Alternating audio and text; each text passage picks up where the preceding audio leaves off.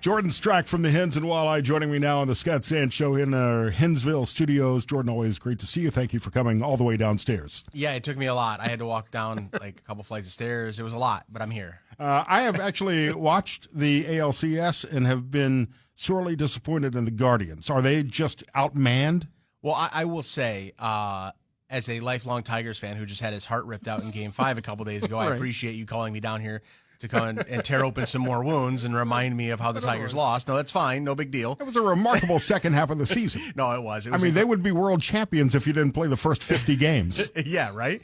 No, it was an amazing series. It was a lot of fun. And, yeah, Guardians have some work to do starting today. But they're back at home. It's not impossible, but the hill is certainly going to be a very tall one to climb when you fall behind the Yankees 2-0. Yeah, so when you're on the road, when you've got a 7-game series like this, you always want to leave the opposing team's field with at least one win in your back pocket.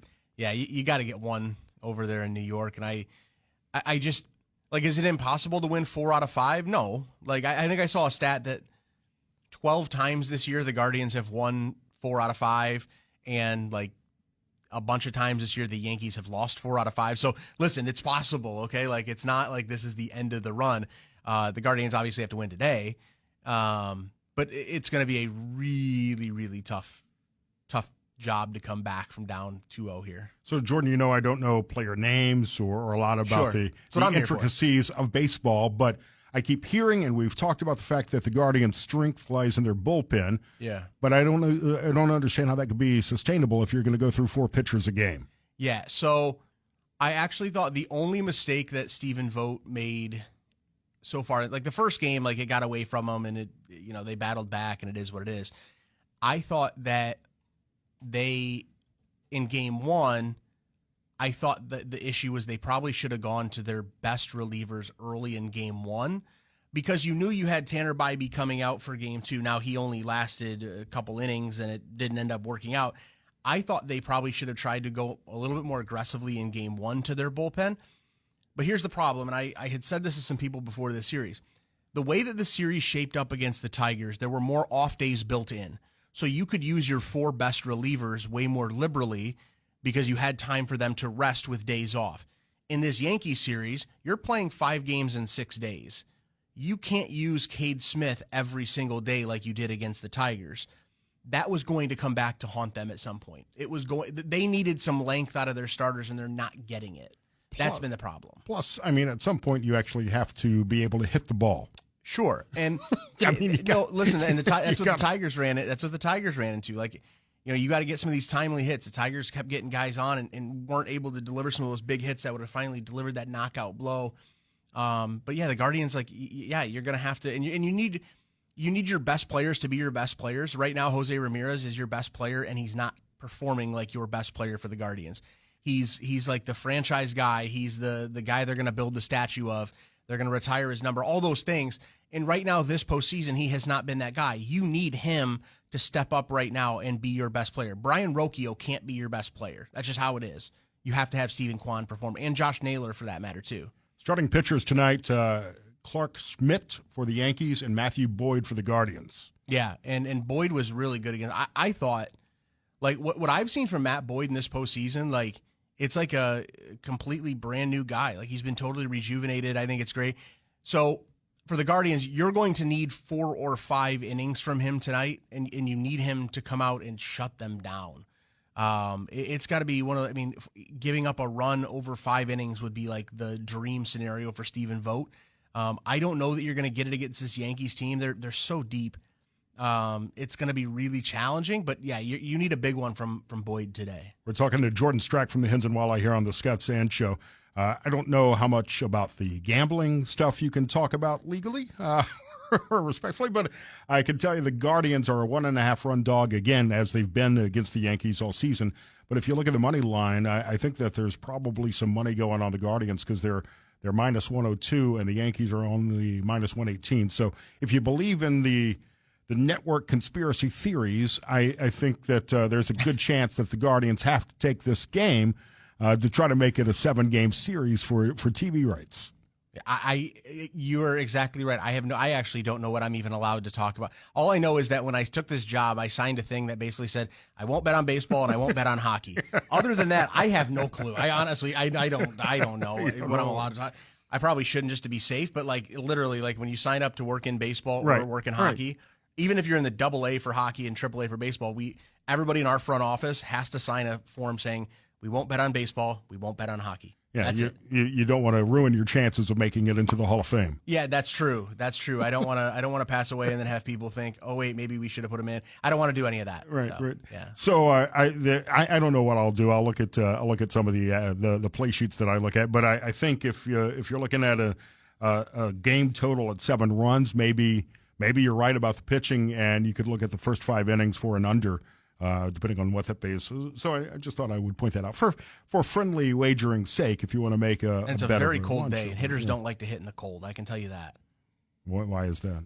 Hitters, it just historically, the ball doesn't fly when it's cold, right? So the ball doesn't travel as much, and hitters hate hitting when it's cold out. It hurts, man. Like hitting a 100-mile-an-hour baseball with a wood bat is not fun when it's cold out. So I don't know. The ball does not fly as much when it's cold. That is the other thing. Yes. Maybe Major League Baseball should consider ending the season by mid-September instead, or perhaps starting in mid-April instead of in February. Yeah, I have always been an advocate of a shorter baseball season. I don't care what anybody says. I will take that with me forever. I just believe that the baseball season is too long.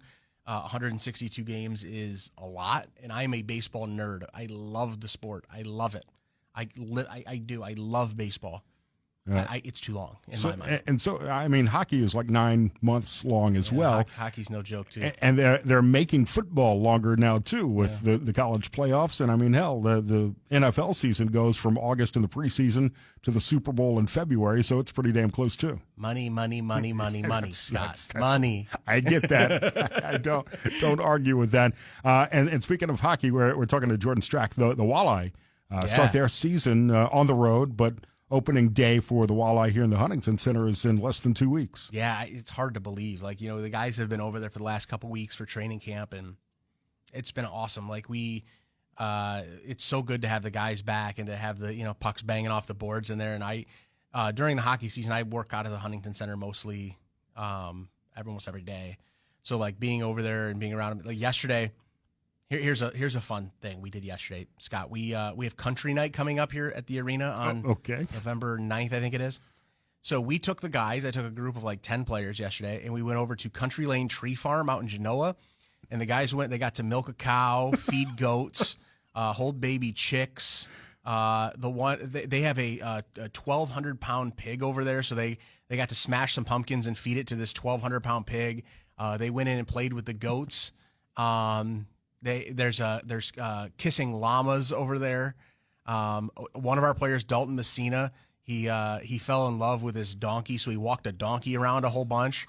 It was let me tell you. And what was funny is, it sounds like a blast. Actually, it was actually amazing. So Melissa Bolander is the one that owns the farm. Her family has owned it for years, since literally they're 6th generation owners of this farm. And so she had the guys over there, and she's like, you know what? She was saying, I actually have some fence posts that I need to get put in. You think the guy? I was like, hell, I go, hell yeah, sure, put him to work. Yeah. I was like, it's good content for me, so let's do it. So Jed Pietolo, one of our defensemen, literally has this, the post thing. Right. And he's slamming in posts and tying up chicken wire for her. The guys are in there spreading hay across for all the goats, and it was amazing. We had a blast with it. So we'll have a video that'll come out on social media soon, but it was fun. That's their workout day. Yeah, it was good. And the players had a blast. They were so good. And then, she gave them some this cinnamon powdered donuts after, and 22-year-old kids, they're like, heck yeah, let's go. Apple cider and donuts. All right. So, dig in. Yeah. They were basically like the school kids that get the tours over there. Right. They were just grown up school kids that went on the tour. It was awesome. And it's things like that, and the way this community embraces the Walleye players, the Mud Hens players, that make this an attractive destination for the players that want to come. I mean, I think I read a story in the Blade that there's a waiting list of players who want to join the Walleye team. Well, I mean, so it is. I will say, Pat Mickish has a very easy job when it comes to recruiting. basically it's kind of like Alabama, right? Right. So like if you're the head coach at Alabama, it was. Okay. If you're the head coach at Ohio State or Alabama or whatever, like the program kind of sells itself. You know what I mean? Like you've got the resources, you've got all these things. We have a really good thing going here. A big reason why is our fans. We have the coolest atmosphere in minor leagues, and I think Briggs put it in his article. It's the best atmosphere in all of minor league sports. There's nothing like a walleye game, and like people from everywhere want to come be part of it. And so yeah, it's awesome. It's so and yes, the way that our community embraces these guys, it's the best. And it's always a challenge to get tickets sometimes, which is great too. And it's a packed house every night for the Walleye. Opening weekend in the Huntington Center, November 1st and 2nd. Yeah, and the team looks good from what you've told me. Yeah, no, on paper this team is really, really good, and yeah, there are still some tickets available actually for opening weekend. So come join us. We're there Friday, Saturday. We've got all sorts of stuff planned. It's going to be a blast. The guys actually hit the road tomorrow. They're hopping on a bus going over to Bloomington, Illinois to play a new team in the ECHL here at Bloomington. They'll play there for a couple days, and then they play there Saturday, Sunday, and then they hop on a plane and they go straight out to Boise. And next week they play in Boise Wednesday, Friday, Saturday, and then fly back home, and then they're home November 1st and 2nd. Cannot wait for Walleye season. Get the tickets online, ToledoWalleye.com.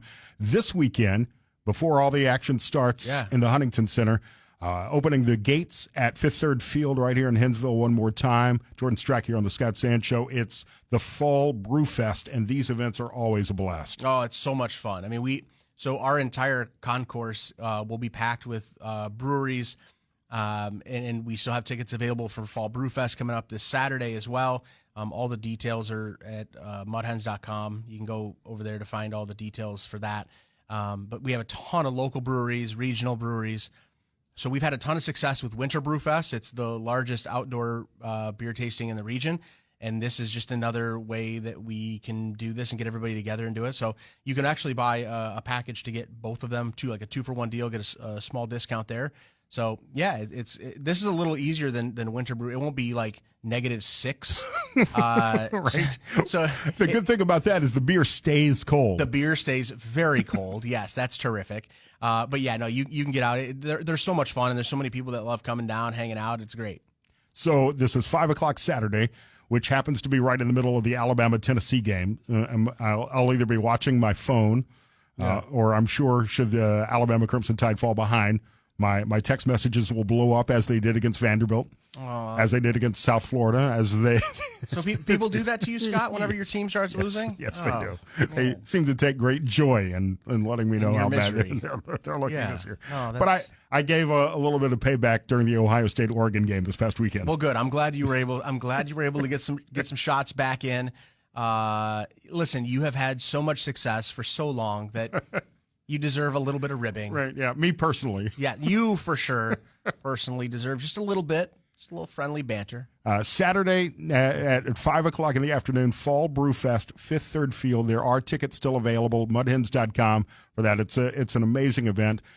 Dozens of local and regional breweries participate in there. Great selection if you're a beer guy, or even if you want to just hang out and socialize, get out of the house early on Saturday. It's very convenient for me. I can have some beer and stumble back across the street to go home. That's why we do it, so that you, because we wanted to make it convenient for you, Scott. We wanted to make sure that you were able to get out, have a few beers, and then stumble back over. That's what we are here for you. I am the center of my own universe. That's exactly, and we are just happy to be part of it. Walleye tickets on sale opening weekend, November 1st and 2nd. Fall Brew Fest, Saturday, 5 o'clock, Fifth Third Field. Tickets available for that at mudhens.com, hensville.com as well. Jordan, always great to see you. Thanks for having me.